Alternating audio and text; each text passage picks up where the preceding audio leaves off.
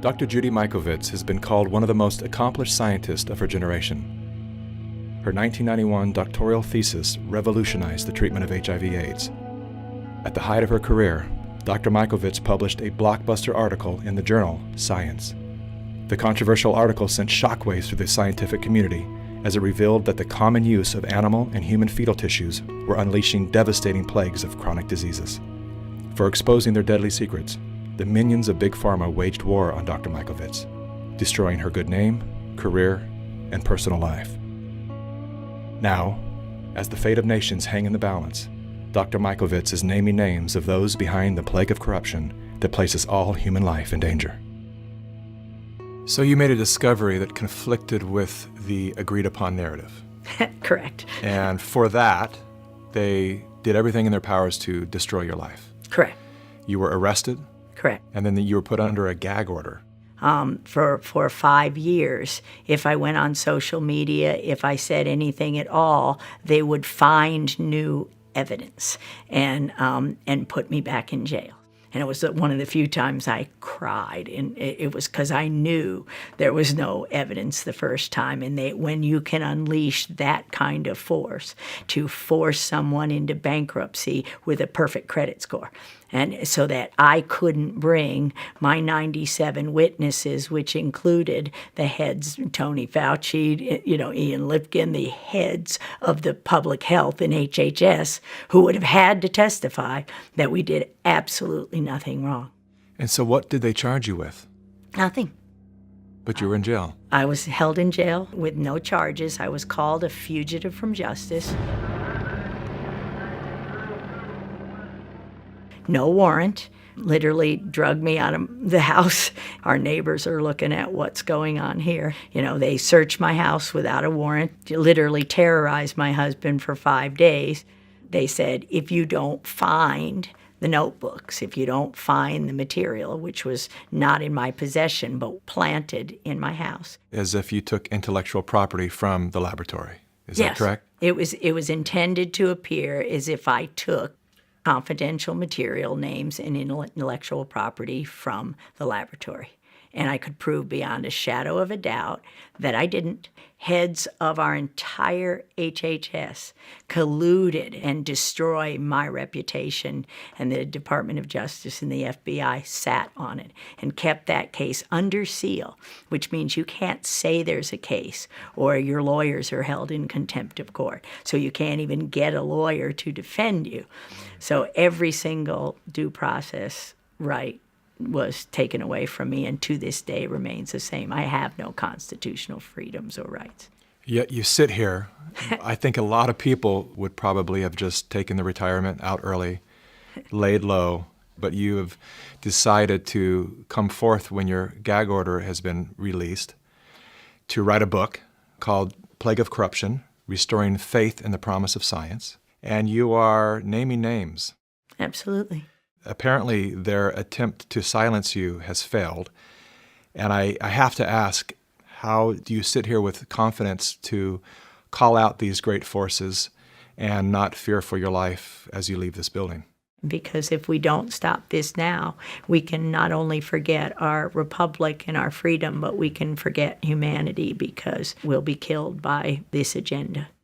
So Anthony Fauci. My name is Dr. Tony Fauci. I'm the director. The man who is heading the pandemic task force was involved in a cover-up. He directed the cover-up.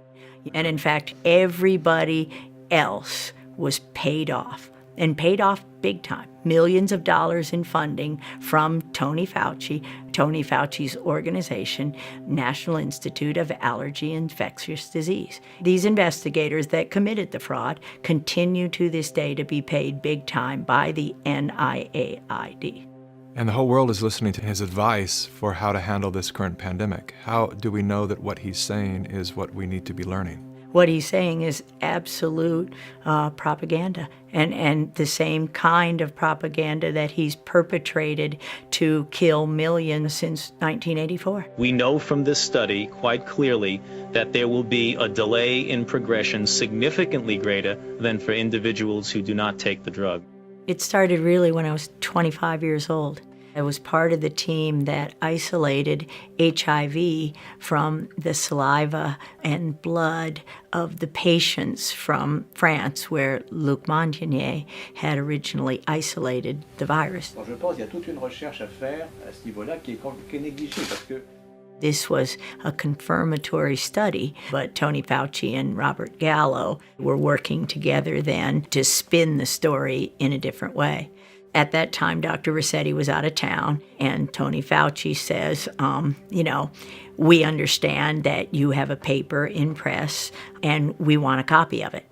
And I said, yes, there's a paper in press, and it's confidential, and no, I will not give you a copy of it. He started screaming at me, then he said, give us the paper right now, or you'll be fired for insubordination. And I just said, I'm sure when Dr. Rossetti gets back, you can have the conversation. And so Frank comes back, several weeks later, and is really bullied into giving Fauci the paper. Fauci holds up the publication of the paper for several months, while Robert Gallo writes his own paper and takes all the credit. And of course, patents are involved. This delay of the confirmation, literally led to spreading the virus around, killing millions.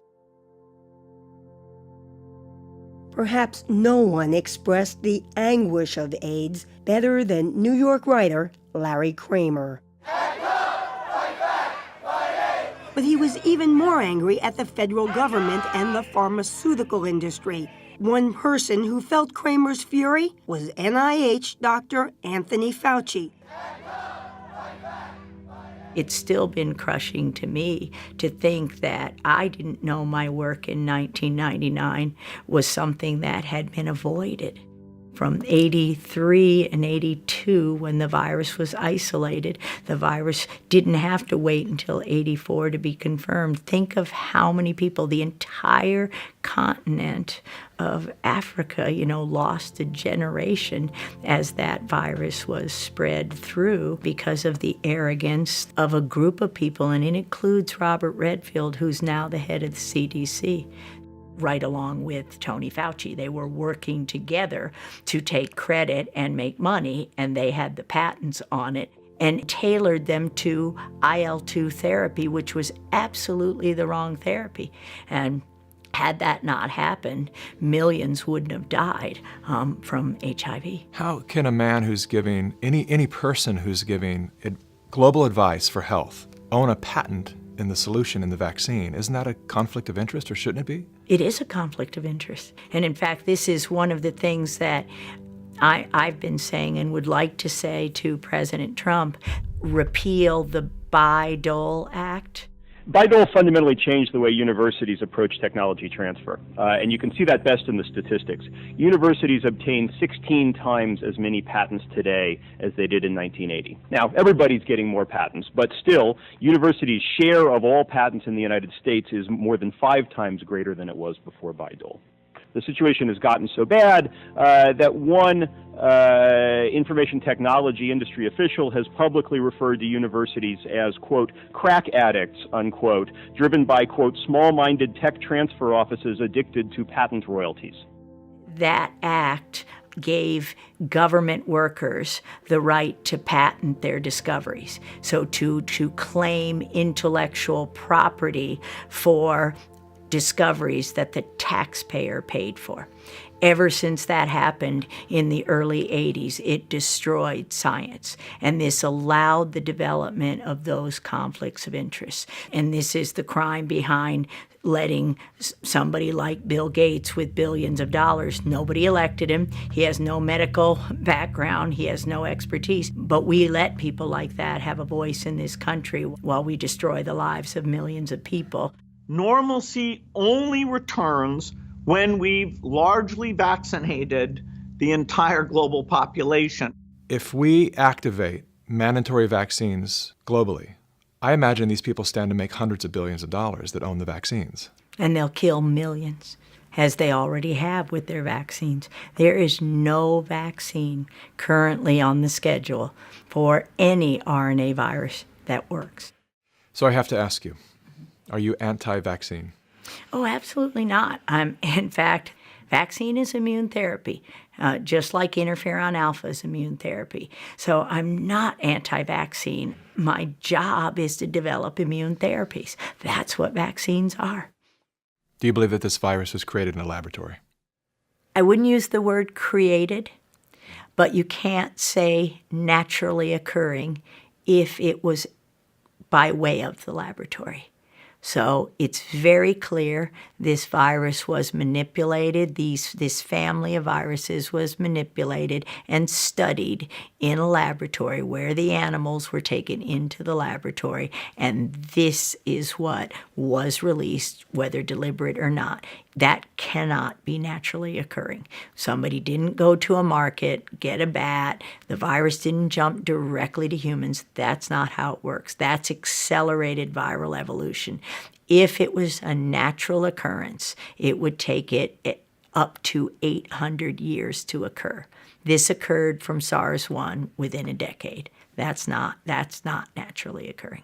And do you have any ideas of where this occurred? Oh, yeah. I'm sure it occurred between the North Carolina laboratories, Fort Detrick, U.S. Army Research Institute of Infectious Disease, and the Wuhan laboratory.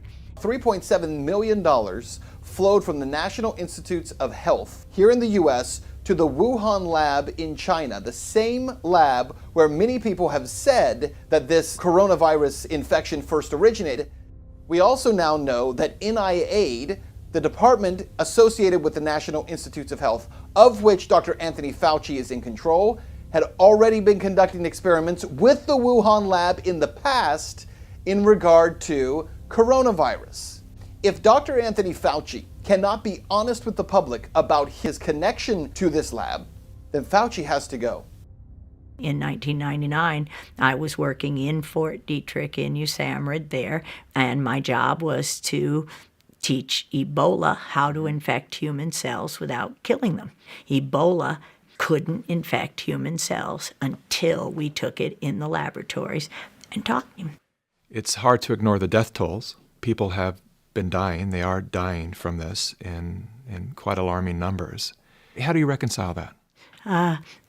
It's pretty easy when you see, for me, when you see what the government has done, and that is that they took, quoting Dr. Birx, we've taken a very liberal approach to mortality. If my husband were to die, who has COPD, his lungs have fibrosis, his lungs would look exactly like somebody with COVID-19 theoretically, but he has no evidence of infection.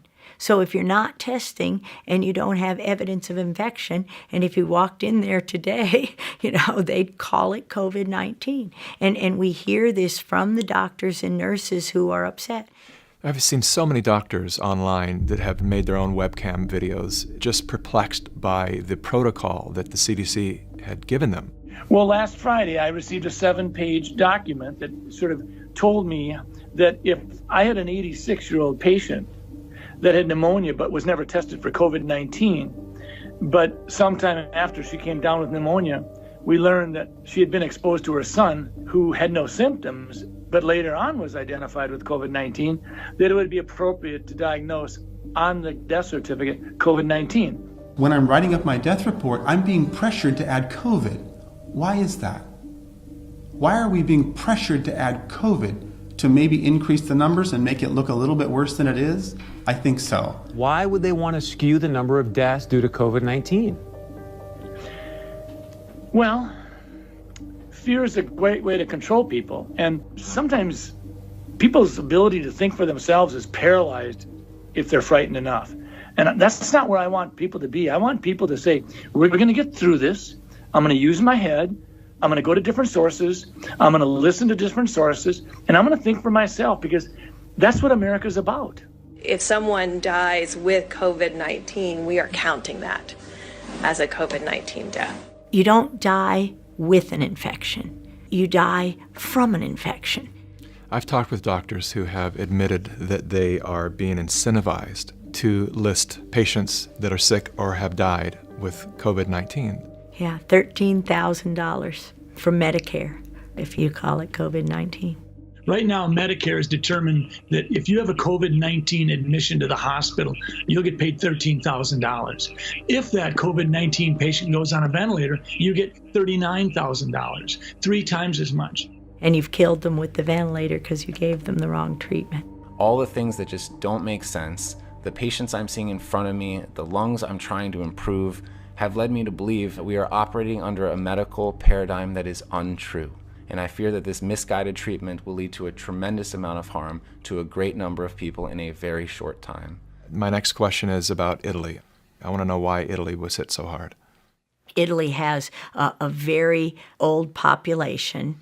They're very sick with inflammatory disorders. They got, at the beginning of 2019, an untested new form of influenza vaccine that had 4 different strains of influenza, including the highly pathogenic H1N1.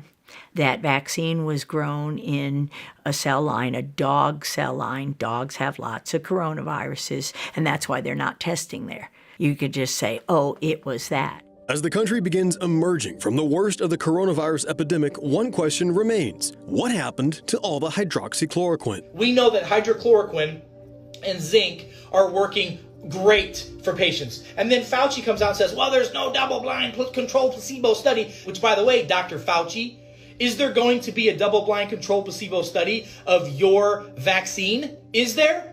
In a survey polling nearly 2,300 doctors in some 30 countries, hydroxychloroquine was ranked as the most effective medication to treat the virus. The AMA was saying, doctors will lose their license if they use hydroxychloroquine, the anti-malarial drug that's been on the list of essential medicine worldwide for 70 years. Dr. Fauci calls that anecdotal data. It's not storytelling if we have thousands of pages of data saying it's effective against these families of viruses.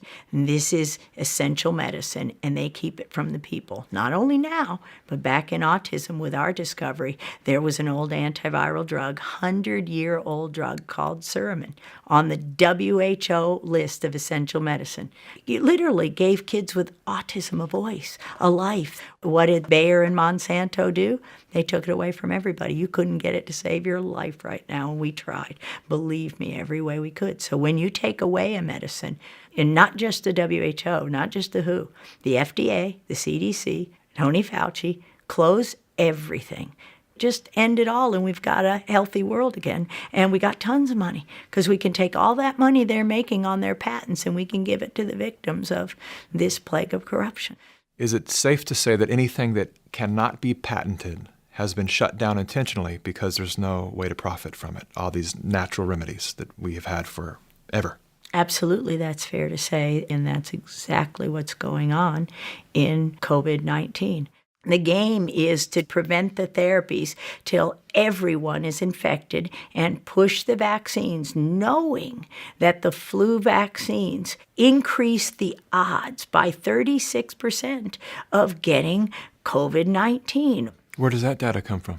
A publication last year where the military who had been vaccinated with influenza were more susceptible to coronaviruses. Coronaviruses are in every animal. So if you've ever had a flu vaccine, you were injected with coronaviruses. And then to put on a mask. This doesn't make any sense. We wear masks in an acute setting to protect us. We're not wearing masks. Why is that? Because we understand microbiology, we understand immunology, and we want strong immune systems. Our immune system is used to touching. We share bacteria, staphylococcal, streptococcal bacteria, viruses. We develop an immune response daily to this stuff. When you take that away from me, my immune system drops.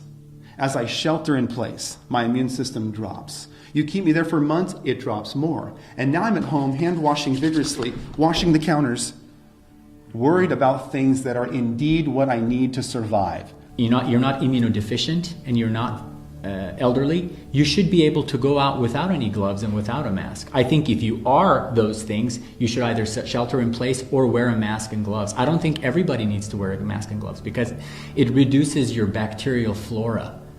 It doesn't allow you to interact with society, and your bacteria flora and your viruses, your friends that protect you from other diseases, end up going away, and now you're more likely to get opportunistic infections that are hoping you don't have your good bugs fighting for you, if that makes sense. And then as we all come out of shelter in place with a lower immune system and start trading viruses and bacteria, what do you think is going to happen?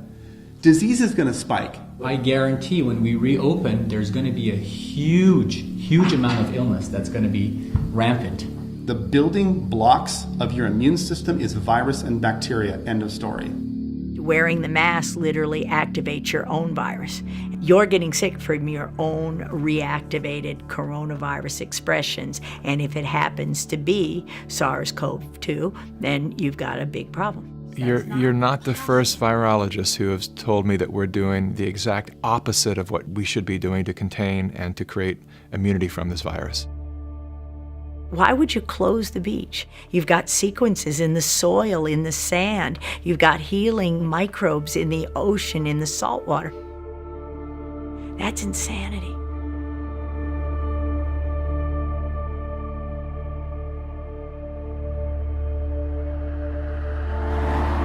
These institutions that are polluting our environment and our bodies, there was a time when they actually had to fight their own battles. But they've done such a great job at manipulating the masses that it's other people shutting down other citizens, and the big tech platforms follow suit and they shut everything down. There is no dissenting voices allowed anymore in this free country, which is something I never thought I would live to see. Nor would I accept what I've experienced since 2011. It's beyond comprehension how a society can be so fooled that the types of propaganda continue to where they're just driving us to hate each other. You want to go to work yes. and get this disease? I think the medical profession know what they're talking about. They've been wrong so far, ma'am. They've been wrong. Hopefully, this is the wake-up call of all America to realize this makes no sense, and we win because it will take down the whole program with information like this. And for me, it's the great news that the doctors are waking up and saying, wait a minute. You doctors that are watching this, and I see a lot of you right here, why are you not getting loud? I'm here to defend you. I'm here to defend my freedoms. I'm here to defend my family's freedoms, my patients' rights to choose what to do with their life. I'm just blown away. And I'm blown away why there are not more doctors like me talking about this all over the place. We should be banding together right now. You need to wake up because your liberties are getting taken away from you all because of fake news that's out there. This is wrong. People should be going to jail for this stuff. So it's not the scientists who are in any way dishonest. They're listening to people who for more than 40 years have controlled who gets funded, what gets published. And I'm sorry to say many, many people will simply take the money and the fame and that support things that absolutely aren't true. What do you say to the medical professionals that are just beginning to get a glimpse of the depth to which they have been misled and steered away from their oath to do no harm? I say forgive yourselves. It's the hardest thing to realize for all of us, and is that with all the best intention, we studied, we learned what we thought was the truth. We had no idea that the data that we were being told was true was not true. We've been taught now in our schools a very different science. You don't get funded if you don't speak the party line. You don't get published. That was probably the hardest thing for me to take, is understanding that scientific journals would twist the discovery that should have healed all. Will the scientific community have the courage to answer the question of whether these diseases might have been of their own creation? Thank you. So what we did pretty much ever since I got out of jail, we started an education company. We wake up doctors, and it's very difficult. But every doctor who realized they may have been part of the problem has now turned that around to march toward a better society and restore faith in the promise of medicine. That's all we can do. Well, Dr. Mikovits, thank you so much for your time. It's been a real honor to sit here with you, and particularly thank you for your courage. Thank you, Mickey. I appreciate it a lot. The idea that we are now a few days away from a new administration, given, as you heard from the introduction, that I have been around for a while and have had the opportunity of serving in 5 administrations, I thought I would bring that perspective to the topic today, is the issue of pandemic preparedness. And if there's one message that I want to leave with you today, is that there is no question that there will be a surprise outbreak. The thing we're extraordinarily confident about is that we are going to see this in the next few years. Thank you.